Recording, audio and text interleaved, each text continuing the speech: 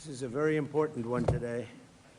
We've worked on it long and hard. For years, they've been working on it. And I see Kevin's in the audience, and I just want to thank you. You were fantastic on television today. I actually want to keep you where you are, if you want to know the truth. Kevin Hassett is so good. I'm saying, wait a minute. If I move them, these Fed guys, certainly the one we have now, they don't talk much. I would lose you. It's a serious concern to me. So I just want to say thank you very much. You've done incredible. We don't want to lose him, Susie, but we'll see how it all works out, okay? Thank you, Kevin. Great job. And thank you for all being here as we discuss the largest investment in rural health care in American history. This is the big one. We're delighted to be joined by many incredible members of the healthcare community, including doctors, nurses, and pharmacists from all across America. We're also very happy to have with us some very talented people. A man who is really good at this, extremely non-controversial, which is, I wanted somebody non-controversial, so I chose Robert F. Kennedy, Jr. to head the whole shebang up. And he also happens to be a great guy. Brooke Rollins, who's doing a fantastic job at agriculture, and thank you. And how are the prices coming? They're coming, sir, they're coming down. Don't forget, we inherited a mess. We sure did. Remember eggs? They were up 4 times higher than they ever were. And in my first day, they said, what are you going to do about eggs? I said, I didn't cause the problem. We didn't cause, we inherited a mess, but the prices are coming down. Yes, sir. Wholesale prices are down 86%. Retail a little bit less than that, but yes, you're making America affordable again. With you in charge, I have no doubt, and I appreciate it. Thank you. Thank you. And Administrator for the Centers for Medicare and Medicaid Services, a really good man, a really brilliant guy, Dr. Mehmet Oz. Thank you very much. Thank you, Dr. Oz. And thank you also to Governor Jim Pillen, Senator Dan Sullivan, and Representatives Rob Bresnahan, Mike Lawler, John McGuire, and Nick Begich. Thank you all for being here. Appreciate it very much. Now, we have other congressmen here, I see, and a couple of senators, and we appreciate everybody being here. Everyone wants to be a part of this. It's so important. It's maybe, I don't know, for many people, there's nothing more important. I would say maybe defense. We need defense, and we need offense, too, by the way. As part of the great big beautiful bill, we're increased and we have increased funding for the health care by an unprecedented $50 billion. That's rural health care. Nobody thought that was going to happen, and we got it done. So we have rural health care for those that were trying to make a case that we weren't taking care of the rural community. I'm all about the rural community. We won the rural communities by numbers that nobody's ever won them before, and we're taking care of those great people. So we already did this. We increased funding for rural health care by an unprecedented, record-setting $50 billion over 5 years, which will benefit Americans in all 50 states. And this made possible and was made possible by cutting massive waste, fraud, and abuse from Medicaid and reinvesting those funds to revitalize hospitals and our cherished rural communities and hospitals in rural communities. And I want to say, with all of the fraud that we're seeing in Minnesota and California and other places, I actually think that if we do an unbelievable job, you could almost balance your budget, Kevin. If you take a look at the kind of numbers you're talking about, nobody ever saw anything like it. They're all corrupt politicians, from the governor of Minnesota to the governor of California to everybody. They're just corrupt politicians. And you're talking about hundreds of billions of dollars in fraud. Waste fraud and abuse, but in fraud, you're talking about hundreds of billions of dollars. Under the Unaffordable Care Act, which is Obamacare, it's called the unaffordable. It is unaffordable, remember that. Rural hospitals and communities were devastated by soaring costs, and that continues. Despite colossal increases in government spending since Obamacare was passed, only 7% of the annual Medicaid spending on rural hospitals has gone to rural hospitals. So there's only a very little. They didn't care. Obama didn't care about the rural community, to be totally blunt. What he did care about is insurance companies. And this was a bill to make insurance companies wealthy. And they did. They made insurance companies very wealthy. I would say they don't like me too much because they spent hundreds of billions of dollars, and we're going to have that money spent to the people and given to the people, not we're going to circumvent the insurance companies. Partially as a result, rural health care facilities have suffered from low occupancy rates, workforce shortages, and failing programs that put Band-Aids, literally put Band-Aids over the problems in those communities, and we're not going to have that. We're taking great care of them. With the Rural Health Transformation Program, we are getting rural communities the health support they need, and we're getting it immediately. These funds will go to empowering rural hospitals, strengthening their workforce, modernizing facilities and technology, and ensuring that rural Americans get world-class health care in their own community, right smack in their own community, like they've never had it before, and they've been hurt very badly by the Unaffordable Care Act. Every single Democrat in Congress voted against the lifeline for rural communities, and I hope everyone knows this, and this is not about elections, but I hope you remember this in the midterms, because the Democrats are just so horrible toward the rural community.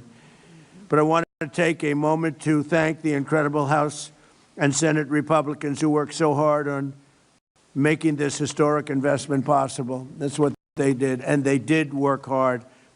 I don't think, got a Democrat vote, did we? Did we get one Democrat vote? We got all Republican votes. It was an amazing feat, and I want to thank Mike, our Speaker of the House, Mike Johnson, and John Thune for really doing a great job. It was tough. You know, we have small majorities, and I want to thank the congressmen that are here for doing, in particular, for working so hard and getting this done. Yesterday, I also announced our framework to lower health care prices for all Americans, including those in rural America. And we're calling it the Great Health Care Plan. You know, we had to come up with a name, and everybody wanted to say, oh, well, can we put something about lowering costs, because we're lowering costs very substantially. So I had Bobby, and I had Oz, we had everybody in there. We had a whole group of people, and we're trying to come up with, so we're saying, the cost reduction plan that gives you good health care. And I said, it's too long, it's not going to sell. I said, we had more plans. And they wanted to get the words cost reduction in there, Laura, especially you. They wanted cost reduction in, and then they wanted great health care in. I said, look, you can have one or the other, but it gets too long. We're talking about the name of a plan. So we got it down to 7 or 8 words, and which is far too long. Nobody can remember that much. And I said, how about just call it, because this is the Great Health Care Plan. Now, a great plan has to be cost-effective, otherwise it can't be a great plan. That's the way I looked at it. So we have a very glamorous name. It's called the Great Health Care Plan, not the Unaffordable Care Act. I don't like that name. This is called officially the Great Health Care Plan. That means low price and great health care. So you're going to have, at a lower price, great health care. First, our proposal codifies the massive discounts on prescription drugs that my administration is achieving through our most favored nation provisions. Okay. We can go into this for hours, but the bottom line is we'll be paying the lowest price of any nation in the world. Whoever's paying the lowest, we match it. This could have been done years ago. I was going to do it in my first administration, but when COVID came toward the end, I said, I can't believe it wasn't exactly a good time to be doing it. But I said, why isn't somebody doing it? And the reason they're not doing it is that no other nation would agree. France, as an example, paid 10% of what we paid. Germany was paying 13 or 14% what we paid. In other words, we paid many times more, not a little bit more, not 10% more, 10 times more. A pill would cost 10 times more in New York than it would cost in London, as an example, than it would cost in Munich. And this went on for many decades. This was right from the beginning.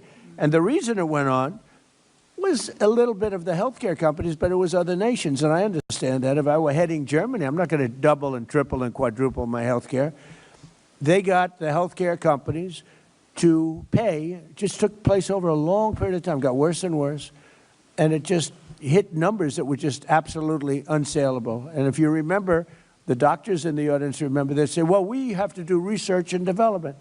I said, well, what about research and development for Germany? Well, we've decided to put up so the pill would cost 5 times more because of research and development, and 5 times more for other reasons. They had all these phony reasons. And finally, I said to the healthcare companies, we can't do it anymore. We can't do it.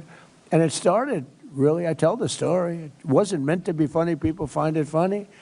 But a friend of mine who's a very smart guy, very, very rich, very powerful man, actually, but he's very fat.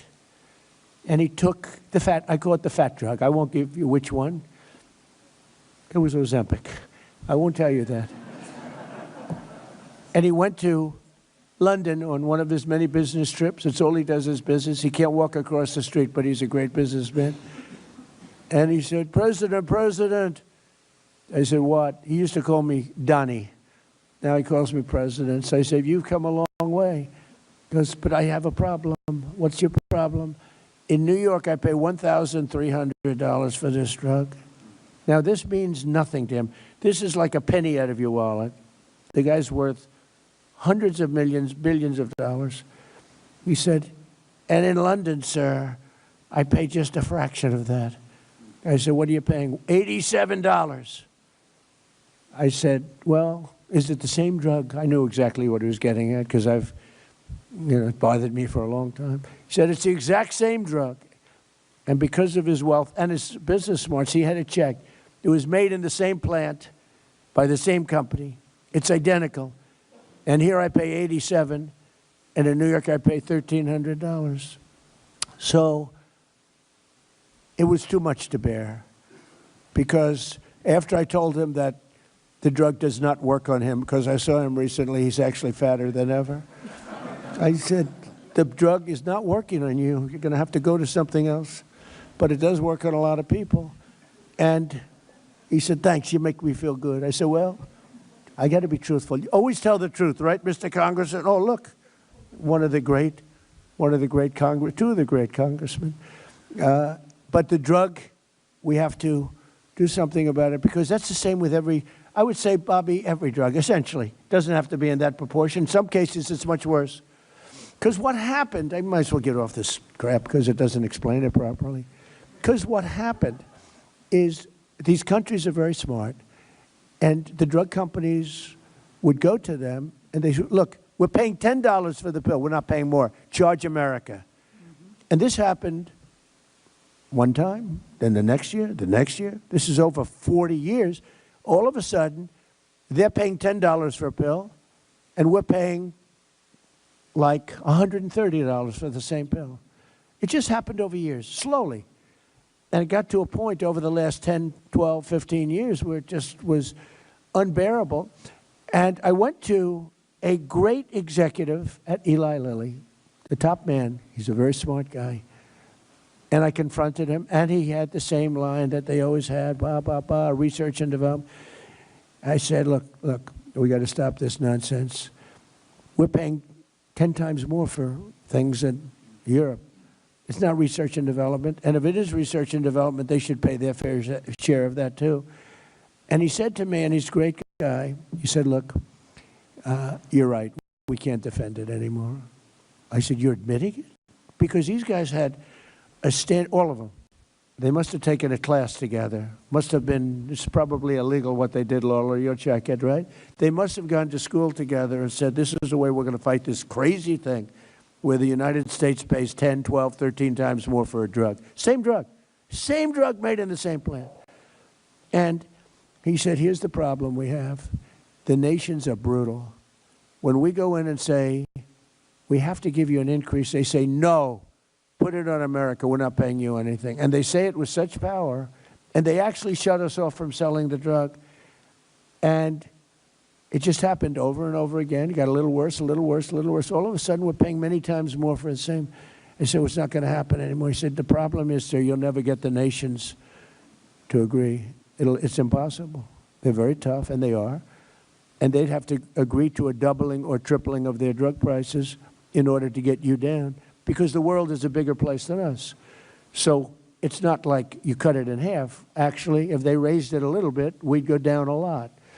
You understand that? I think people understand that. So you raise it like from $10 to $20 or $10 to $30, but we'd go from 130 down to 30 or down to 20.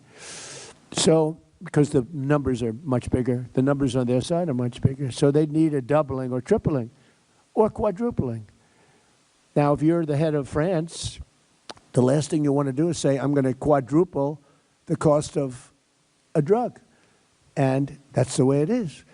But I said, I know, but it's not fair. And this is taking place. And the head of Eli Lilly, and I really mean it, an unbelievable executive, an unbelievable guy, one of the most successful companies, and who's, by the way, spending hundreds of billions of dollars right now. He's building, he told me the other day, he's building 6 major plants in the United States. You know why he's doing that? Because of tariffs.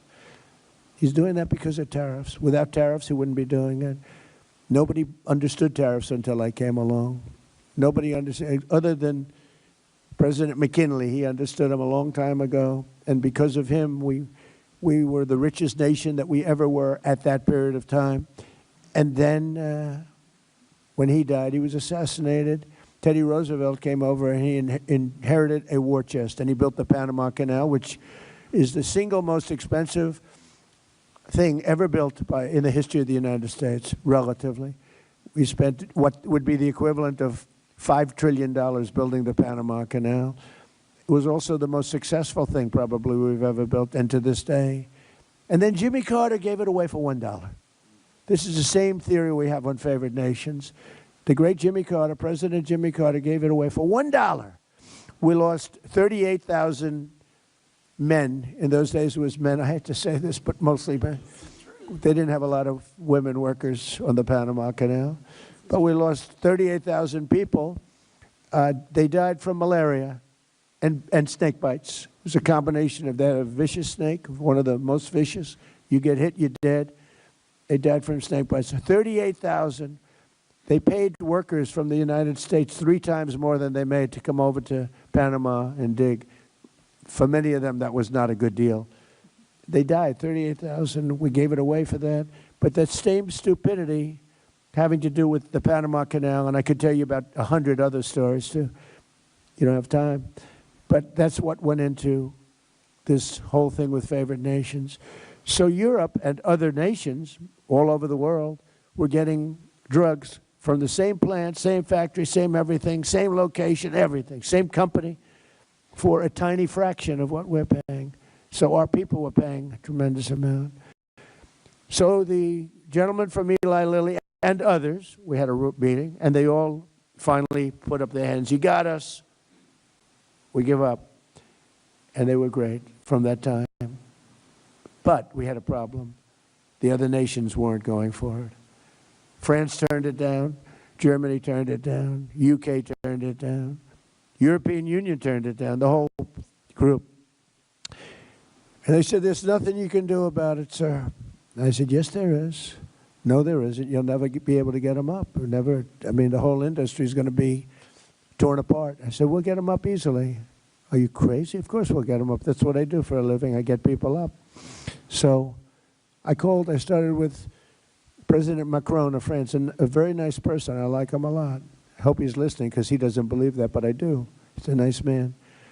And I said, Emmanuel, yes, Donald, thank you so much for calling. Oh, I said, you're not going to like this call.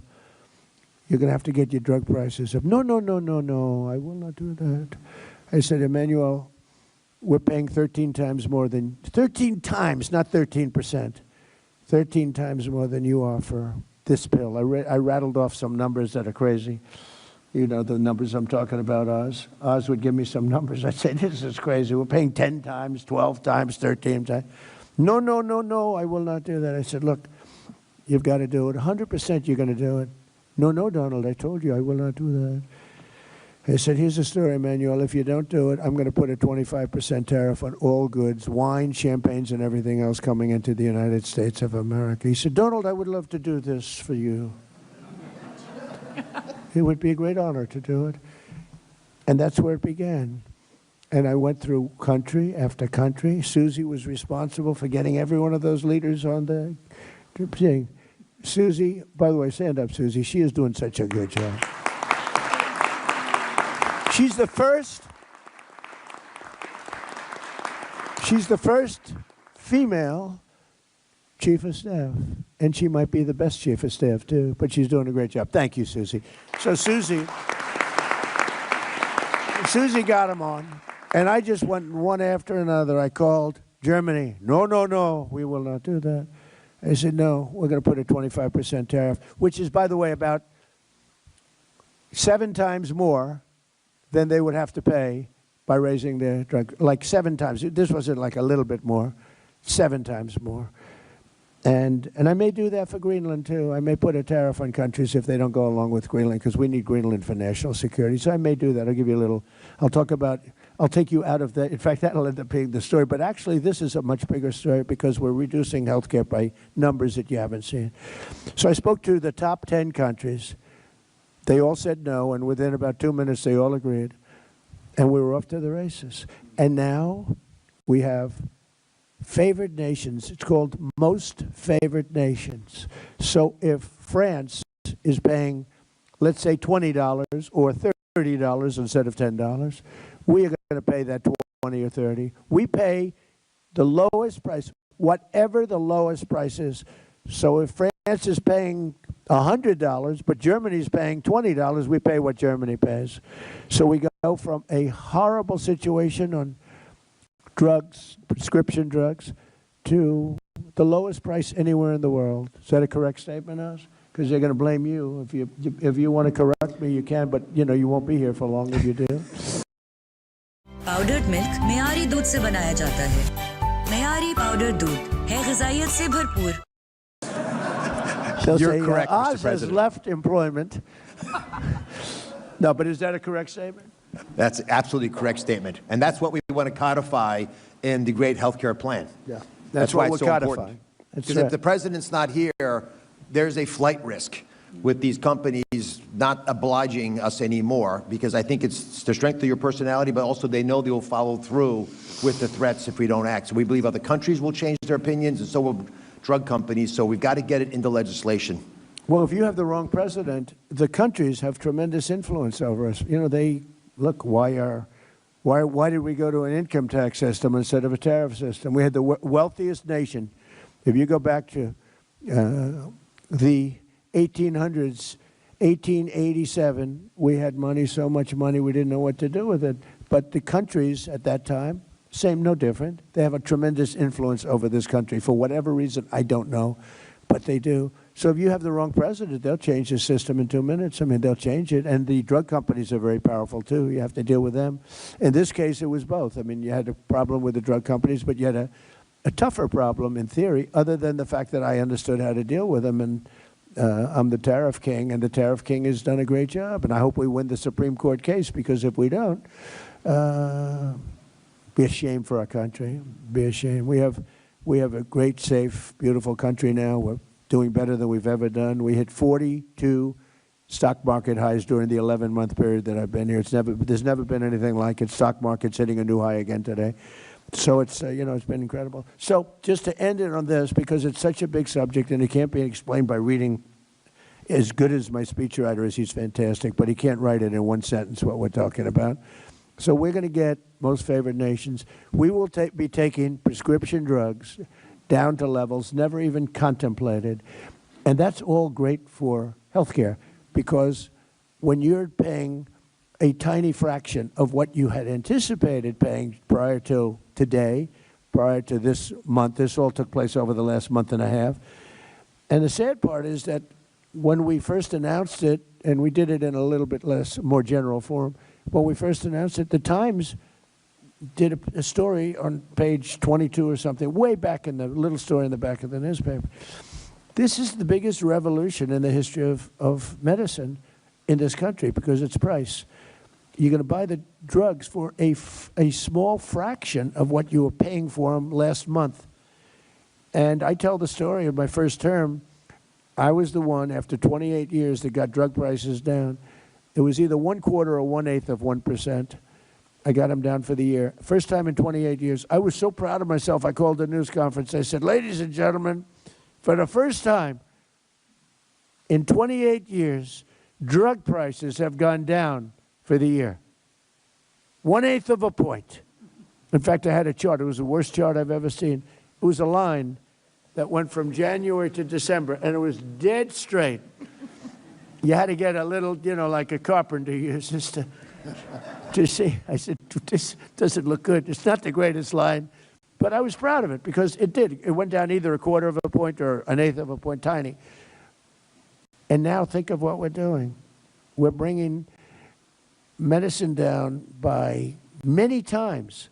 Nobody's ever seen. And there are two ways of calculating. You could say 1,000%, 2,000, or you could say 90% or 80%.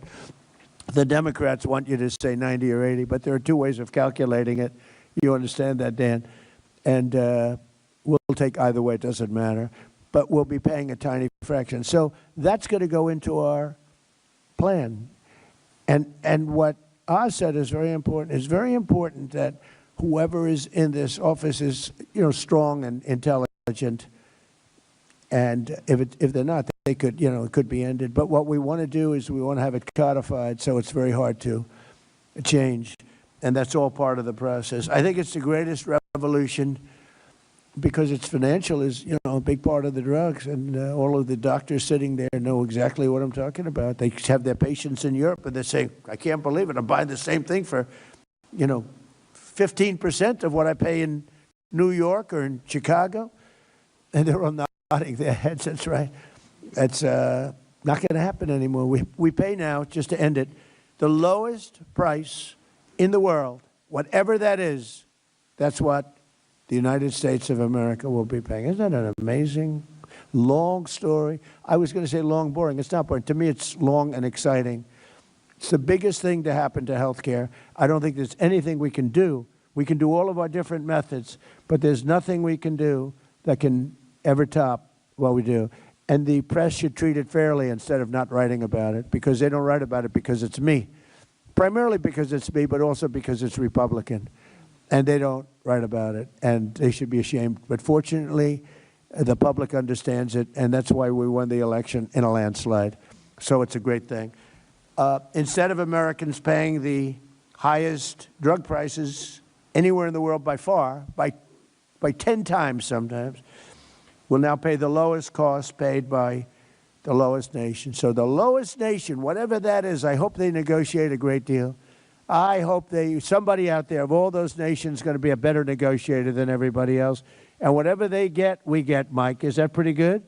Look at Mike. Even Laura, first time I've ever seen him smile. And next, our plan would reduce your insurance premiums by stopping government payoffs to big insurance companies and sending the money directly to the people. So instead of, and this started, and I'm not really a healthcare maven, but I was always a good businessman. It started, I'm reading the paper, and I see the money that the insurance companies were making from us on Obamacare. And they're up by 1,000%, I think one was up 1,723%, 1,700%. And it's because of the massive amount of money that's sent to them by the United States government. And I said, why don't we just send it directly to the people instead? And I made that statement. It was a common sense statement. I didn't check with anybody. I didn't even call Oz or anybody. It just made sense. I made a statement, and it went viral. Can you believe it? It was so popular. In other words, we cut out the insurance companies. They're making a fortune. And, they're good people. They're business people. I don't blame them. But we cut them out. We pay the money directly to the people. The people love it. I said it, I said it as a non-professional in that business. And I made the statement like, all of a sudden, it's like the biggest story, that one, the biggest story. And I get a call from Caroline, who's around here someplace. She said, sir, we're getting inundated. Margot called me too. Margot, you called me too. Margot, everyone knows Margot. She's been here from the beginning, right from the beginning. But she said, sir, both of them. They said, sir, we're being inundated by what? You made a statement about health care being paid directly to the people into health savings accounts or whatever you want, health care accounts. And I said, I did. What's the story? He said, it's It's crazy. It's blown up. People loved it.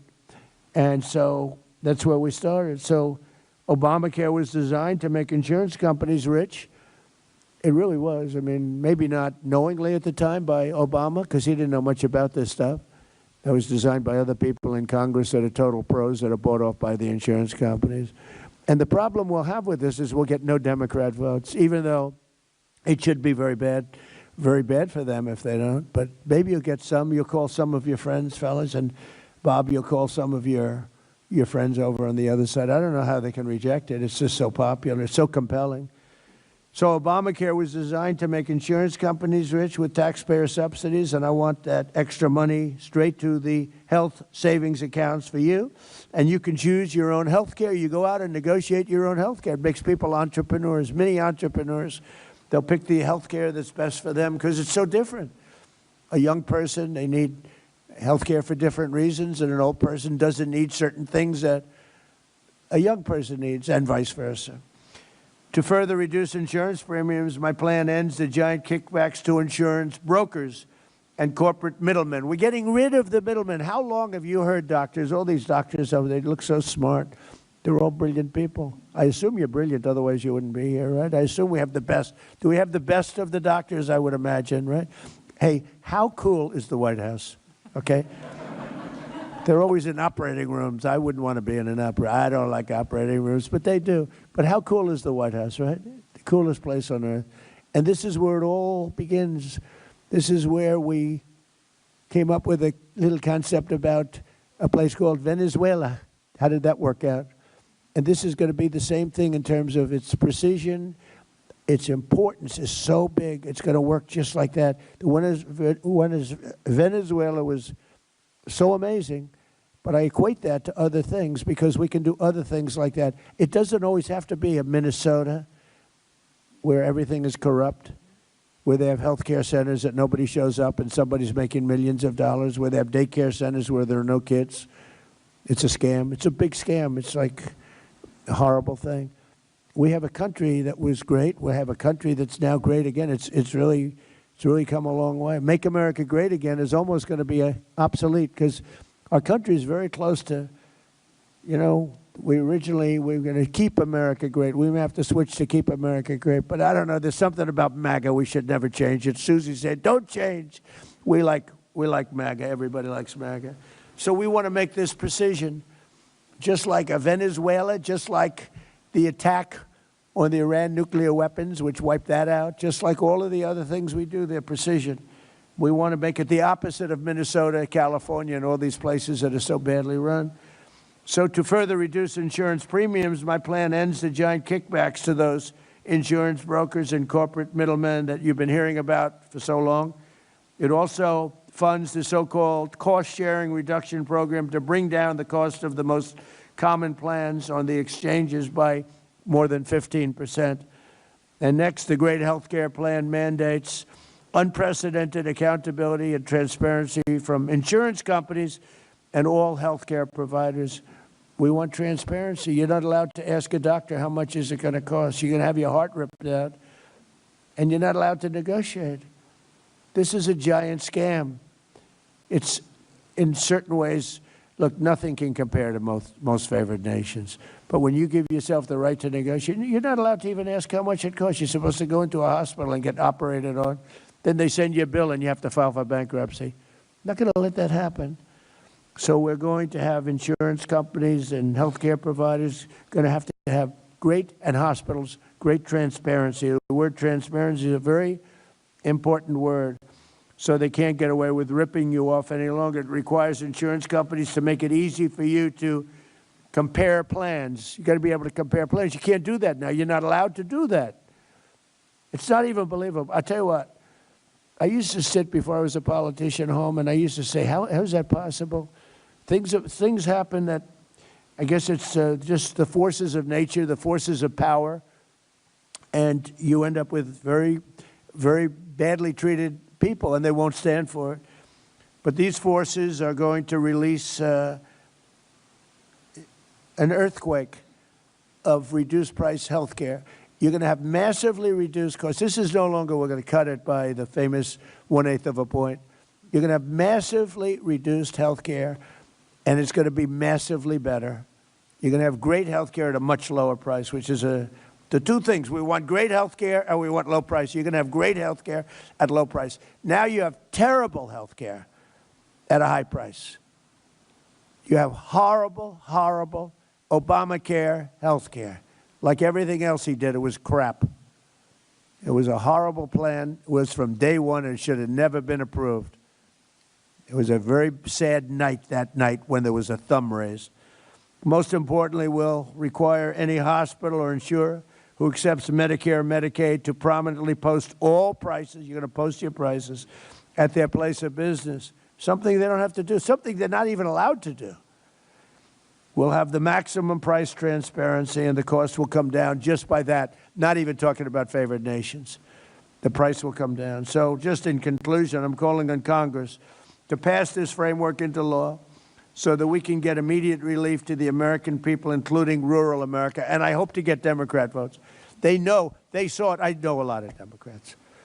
And they say that plan is unbelievable. Are you going to vote? Well, I'm going to try. They have tremendous pressure on them. Vote no. Vote no. We have a couple of Republicans. Massey, Thomas Massey, always votes no. He's like, something wrong with the guy. If you have any clinical psychiatrists in there, maybe go check out his mind. But he always votes no. He's a very bad person. He's a very bad Republican, bad American when you always vote no. Just vote no. Do you approve? No. You know, there's not a thing you can say to him either, Lola. Look, Lola wants to be nice. He likes to get along with everybody. I don't.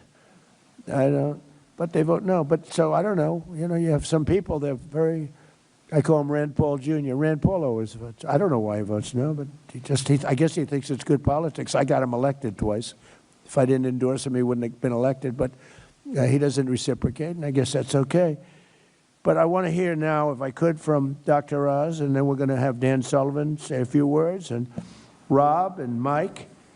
And Governor, you're going to say a few words, and we appreciate you being here very much. You're doing a fantastic job. I just want to leave by saying that this is the biggest thing to ever happen to health care in our country. It will not be covered that way by the fake news, and that's a sad thing. It will probably not be voted positively by the Democrats, and that's a sad thing. They all know how good it is. I think we can make health care into a Republican issue because the Republicans are going to be close to unanimous on this. It should be unanimous. Maybe we will be unanimous, but it'll be close. But we have a small majority. We probably need a little bit of help from the Democrats. So whatever we can do, we're going to do it. It's the biggest thing to happen to health care, maybe from the beginning. So Oz, would you take it away, please? Thank you very much. Mr. President.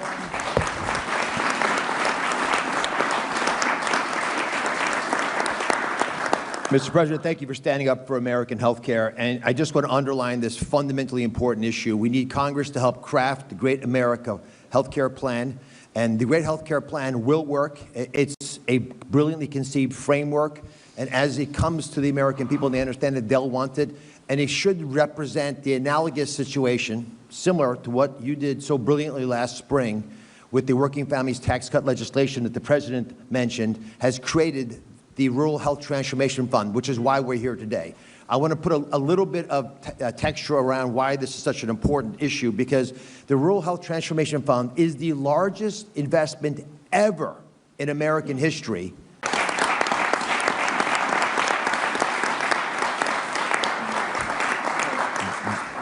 50% increase in the amount of money that Medicaid, which Secretary Kennedy and I regulate, into our rural communities, $50 billion. You can do the math, it's $1 billion per state, and that's an important factor because it got them competing. There are 60 million rural Americans, and these folks do not have access to the same care that's available in urban and suburban America. Their life expectancy, if they're in a vulnerable situation, is 9 years shorter, because your zip code actually is your destiny.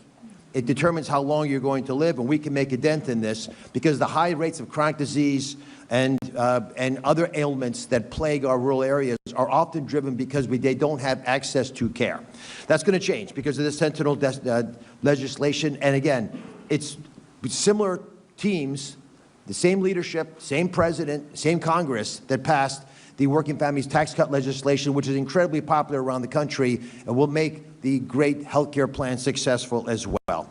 From the day the legislation was signed to create this wonderful fund, this transformational fund, the team at CMS, which is under Secretary Kennedy, began working. And they're here today. Steph Carlton, outstanding Chief of Staff, Alina Chekai, and Emily Chan. That day started working. It was July the 4th, by the way, on the specific vision for the program. How do you actually get the money out the door in 6 months? The president was insistent, did not want the money in Washington.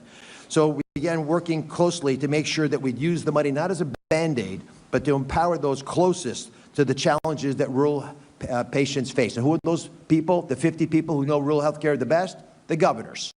They wanted the money out of Washington into the governor's hands, and that was done in a remarkable way. The governors thought big. We have one here from Nebraska who was actually the first to start working on community engagement, which is part of that legislation as well. But we have the right size health care in rural America, and that's an important phrase. All 50 states submitted amazing ideas to transform rural health care in ways that should have been done decades ago. The CMS team awarded each team their portion of the $50 billion investment precisely with the same precision that we took Venezuela leadership, convicted individual, and with Iran as well, the same precision on time before the end of the year, and got it out of Washington into the states. Now I want to take a step back and do a little thought experiment, Mr. President, if you want to do this. If you, and God forbid this happened, had turned your head the other way in Butler, Pennsylvania, it wouldn't have been an ear injury. Now, I've been to Butler. I'm from Pennsylvania. Butler General Hospital is a good hospital. They don't have neurosurgery there. If you have an injury to the head, you have a golden hour to get cared for. You were taken to Butler General Hospital. Because the injury, thankfully, was not as lethal as it was designed to be, it wasn't a problem. But if you'd had a head injury, you could have had your life saved. But without a neurosurgeon, and there is no neurosurgeon at Butler General Hospital, unfortunately, you wouldn't have an option because Pittsburgh is a far, far ride away. That's the closest metropolitan area where there are lots of neurosurgeons. But with this bill, this legislation rather, this funding of $50 billion, Pennsylvania got its share. And they're going to be able to build telemedicine hookups, even telerobotic surgery that would allow an injured individual in a car accident or any other reason that is a head injury in Butler General and rural hospitals across the country to be able to access the best care our nation has to offer so rural America will not suffer. That's the promise of what this money offers to our nation. It's not just paying the bills, it's not just picking up the pieces, it's actually transforming using technology we have widely available in urban America, the way we save lives in rural America. Each state competed aggressively because for $1 billion, Mr. President, you'll fight pretty hard. And they gave us brilliant ideas that they're talking with each other about. So we're actually creating teams that now across state lines will connect because they're all Americans and they base their advances on several pillars. Secretary Kennedy can talk about MAHA because there's MAHA elements to this as well, but very precisely sustainable access. We asked states, how can we bring top care closer, like in the thought experiment I gave you for Butler General. In Pennsylvania and North Carolina, there are regional spoke models, and hub and spoke means you've got a big hospital in the city and they adopt or work closely with some rural hospitals to solve the challenges of fragmented care. And that actually works. You share administrative back office work, you group purchase your stuff, you save money, you exchange medical records. Alabama has no OBGYNs in many of their counties. So they're doing something pretty cool. They're actually having robots do ultrasounds on these pregnant moms. So we can actually get those images back to the big center. So we know if the child has a problem and we know if that mother's at risk. We have one of the highest maternal mortality rates in the world, in the country with the best medicine in the world. It's often stated, people ask, does healthcare stink in America? Well, they don't like it. Would you leave America to get healthcare elsewhere? Nobody leaves. We have the best healthcare if you can get to it. We don't want rural America left behind anymore. As an aside, by the way, we've talked about the most favored nation drug pricing. One of the first companies and areas we used most favored nation drug pricing is fertility drugs. That's why we're going to have so many Trump babies, because we've dropped dramatically the most expensive part of the fertility space. And so America no longer will pay so many times more, in that case it was 10 times more, for the same fertility drugs that they're available for moms who want to get pregnant in Europe. I want to thank Terry, who's here as a nurse practitioner, Andrew, who's a doctor, West Virginia, New Mexico. They're representatives of the workforce in rural America. But there are only 2 of them here representative because we don't have enough people working in rural America. It's a big challenge. So Delaware is creating its own medical school, their first ever medical school in a rural part of the state. So that can get more local talent that will stay local in those parts of Delaware. Michigan is launching the high school to healthcare pipeline grant program. They want to take kids out of high school in Michigan, local rural communities, and get them into the system, get them trained as nurses, because they'll stay home because they're from those communities, and they'll save lives for decades there. These are the types of programs that can get our rural communities and economies up to high gear and keep it that way long after this 5-year funding is done. And finally, tech innovation. Rural communities would benefit the most from high-tech advances, like we just discussed, as possibly if there was a head trauma case. Many states want to partner with our CMS data interoperability network. It was created by Amy Gleason, who spearheaded so much of the technology transformation in our government. It's going to support the President's pledge to provide transparency that he mentioned as part of the great health care plan. And Congress can ensure these are all available for decades to come if we can get this legislation through. As in the tech innovation forefront, just to give you a couple examples, Texas and Hawaii are making targeted investments in statewide telehealth, so everybody has telehealth. The best doctors for the best knowledge available where you are. We'll meet you where you are. If you're a vet and depressed and you're thinking of taking your life, we'll be there. Just let us know you're in trouble and we'll help. Alaska wants to deploy, and I'm going to hand it to Senator Sullivan in a second, wants to deploy unmanned pharmaceutical distribution kiosks and drones that will deliver medications, because in the North Slope of Alaska, you can't get there this time of year. So these technologies, they exist. Why we use them in Midtown Manhattan? We should use them in rural Alaska. This administration is committed to collaborating with all 50 states, all 50, red and blue, all 50 states, to carry out bold plans to tackle the challenges that local communities face. We're not pouring funds blindly, however, into a broken system. We're going to carefully, precisely, as the President said, target this investment. With healthcare fund running rampant, and I was in Minnesota this week, Mr. President, it's worse than we've heard, but Minnesota, pardon the pun, is just the tip of the iceberg. California is the varsity team when it comes to fraud, waste, and abuse. We're not going to let that happen. We want transparency for this $50 billion investment. We owe it to Capitol Hill. We owe it to this President, and we want accountability to be a top priority. For that reason, we've created an Office of Rural Health Transformation at CMS for long-term oversight. The office, led by Alina, check guide Alina again, was one of the people who helped create this program in the forefront, will guide, she was in the first administration, Mr. President. She's going to guide states in implementing their rural health transformation plans, coordinate all the federal and state partnerships, making sure there's appropriate oversight. In addition, every single state is going to have a dedicated project officer. We will be there with you. We're going to help you. Please engage us. You've got lots of lives at risk. It's a true state-federal partnership, unbelievable, extraordinary milestone for health care. Your zip code will no longer dictate whether you have excellent health care. Your zip code will no longer be your destiny. It's not going to dictate your life expectancy. Mr. President, I cannot thank you enough for the leadership that it took to get this $50 billion investment in rural health care. They don't make a lot of noise. They just want to get the job done. You stood up for them in Congress. God bless you for making this possible. Please do it again. Please do it again for the great health care plan. Let me hand it to Dan Sullivan, who's a spectacular member of the Senate, and obviously Alaska, they're pretty rural. Thank you, Dr. Oz. And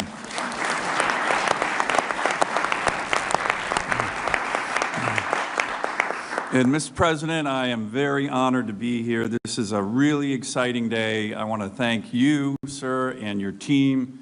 Worked really closely with Dr. Oz, Secretary Kennedy, many others. You know, this is a great example of how Congress, working closely with your administration, can achieve historic things. This is historic for our rural health care, certainly in the Working Families Tax Cuts Act. You combine it with what you were talking about, sir, in terms of drug price reductions for all Americans.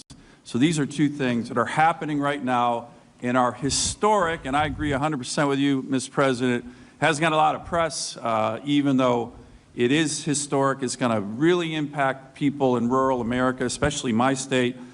This fund that I want to talk about, but what you've done on the drug pricing is even... Ben, will you get Lisa Murkowski to vote for it? She voted for it.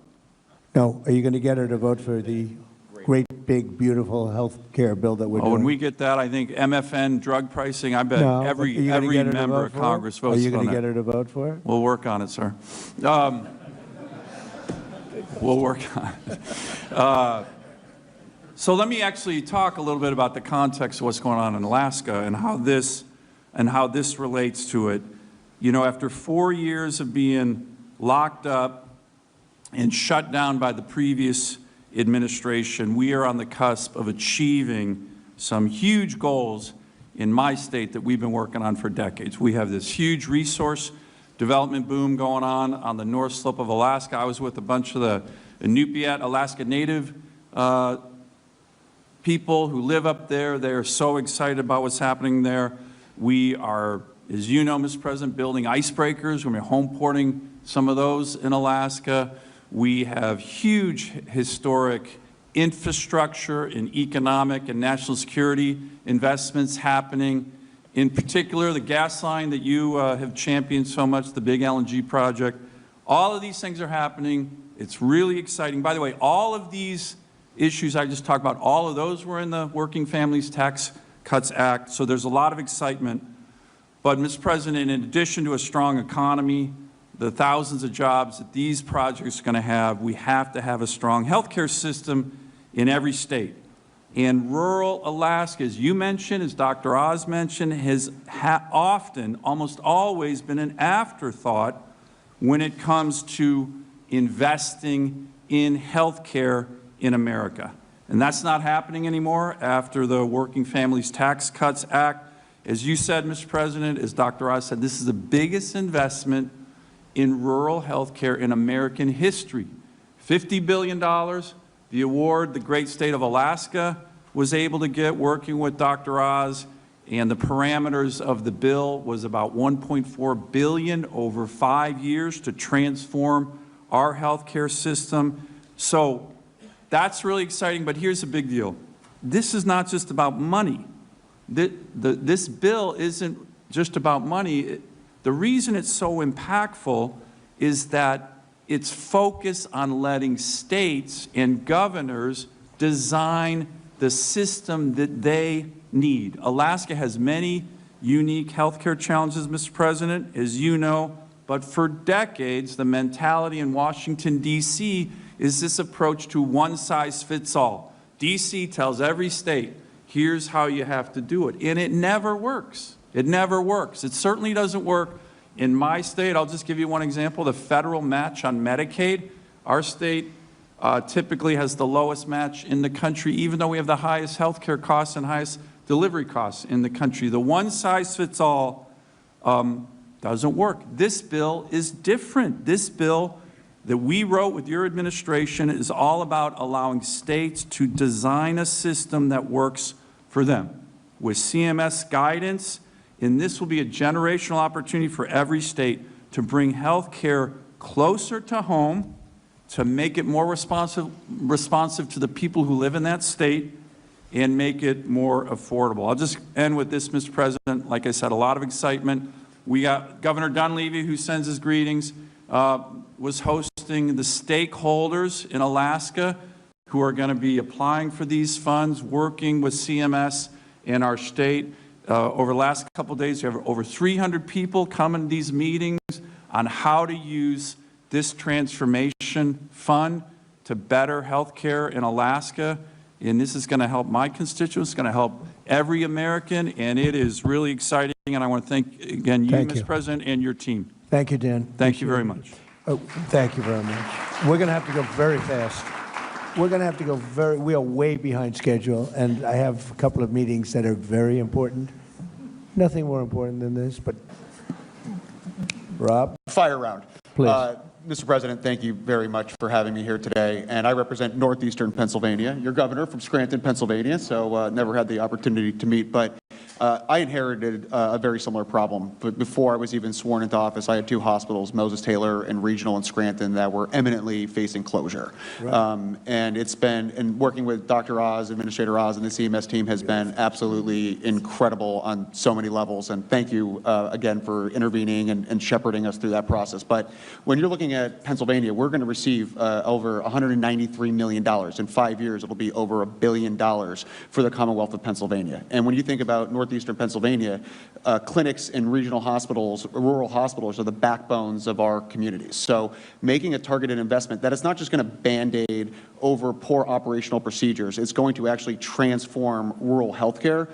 That's what we are so excited about. Pike County in my district is the largest growing county in the Commonwealth of Pennsylvania where there's not a hospital. The nearest commute to a hospital is over 55 minutes away. So these are going to be funds that will be so imperative. The unprecedented investment is going to be incredible, and thank you for having me up here and being a part of this journey. Thank you, Rob. Appreciate it. Thank you, Mr. President. This is a great opportunity to be here with you and your team. Dr. Oz has been a tremendous asset. The $50 billion commitment to rural health transformation is critical. New York State is going to see about $212 million in the first year, which is vital for workforce development, access to care, primary, behavioral, maternal, emergency, telemedicine, et cetera. How were we able to do it? Because we rooted out waste, fraud, and abuse in the system. And Democrats will just say we cut $1 trillion in Medicaid. That's not what we did. We said you need to be eligible. You need to be a citizen. You need to work if you are able-bodied without dependent children. We reined in the provider tax and state-directed payments, which have exploded over years. And we are taking this money, not only preserving Medicaid for the IDD community, our seniors, our children, our single mothers, but we're investing it in rural health. When you look at Obamacare, health insurance premiums have risen 96% since Obamacare took effect. Insurance revenues up 2,000%. Mr. President, you are 1,000% correct that the insurance companies are the problem. They wrote Obamacare. It's to their benefit, and the American people are being screwed. And so we can get a bipartisan agreement on what you are trying to do. When it comes to lowering drug prices, I will tell you, one of the largest pharmaceutical companies is in my district in Westchester County.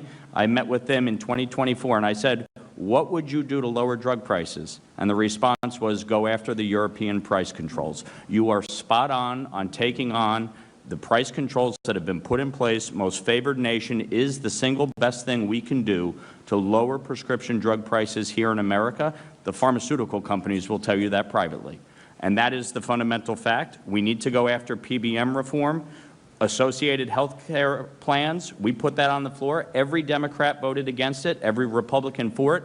Those would reduce costs by 11% because businesses, small businesses, would be able to pool together and purchase health care plans at a lower rate. We need to go after the PBMs and make sure that insurance companies are not owning providers and owning PBMs. That is what is driving up the cost of health care in this country. You've talked about IVF. I've been a big champion on this. We need to make sure the insurance companies cover it. I also have a tax bill to provide tax incentives to Americans, and what you have done to lower IVF costs on the drugs is critical. And you are 1,000% correct on expanding HSAs. I fundamentally believe that we can address the issues with Obamacare, make sure that the American people have access to care at a lower rate. We can get a bipartisan agreement to address the EPTC with expansion of HSAs so that the money goes to the people and not the insurance companies. We are committed to working to get this done, and I thank you for your leadership. Thank you. Thank you. Mr. President, gigantic thank you, and thank you for your incredible leadership. Your courage gives me more courage to say it the way it is. We're working very hard in Nebraska to run government like a business. This investment into rural America, which, by the way, in all of Nebraska, you poll 85%. I don't know what the hell's wrong with the other 15, but your 85 is a pretty good number. I think, be very, very brief. This plan will allow us to do common sense, pragmatic investments in rural Nebraska, and they will be sustainable. We will make sure that we don't need another dollar after 5 years. We are working on simple things like food.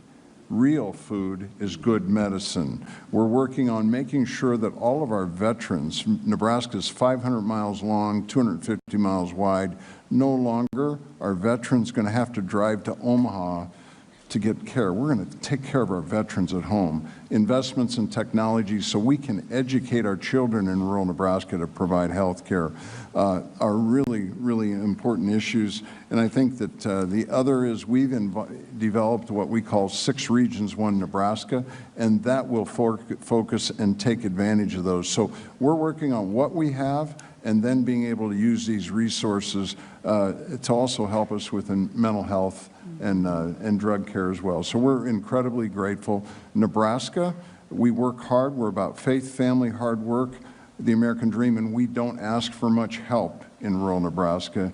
Thank you. Thank you. Thank you for being here. 1 minute. How about 30 seconds? How about 30 seconds, sir? As a small-town kid from Glen Rose, Texas, population 1,200, where I grew up, what you are doing today changes everything.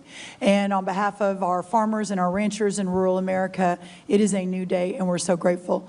The final thing I'll say is I think about Abraham Lincoln, who also sat in this room, and I think about other presidents throughout American history. And you think about how the fundamental course of American history has changed in certain pivot points throughout history. I think about you as the peace president, 8 wars solved, more coming. I think about you as the security president, a border that is secure for the first time and more than any time in American history. I think about you as the prosperity president. We talk about, Kevin, wages going up. We'll give her more than 1 minute. In fact, oh no, I'm almost done. she can speak as long as she wants. I'm almost done. The prosperity president and what's happening. Think about you as the affordability president. Everything is coming down. Inflation is coming down. The cost of groceries is coming down. Fuel, housing, etc.